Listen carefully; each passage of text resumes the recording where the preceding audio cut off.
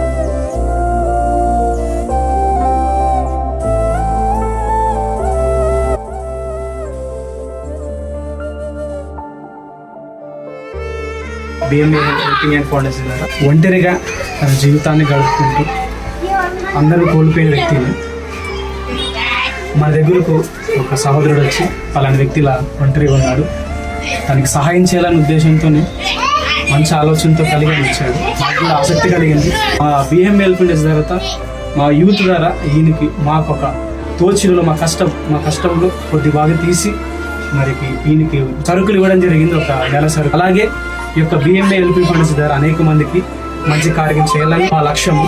కాబట్టి పేదవారికి, విధవరాళ్లకు, ప్రతి ఒక్కరికి దీంట్లో భాగంగా ప్రతి ఒక్కరు మీ యొక్క చెయ్యిని వేయాలని మేము వేడుకుంటున్నాం.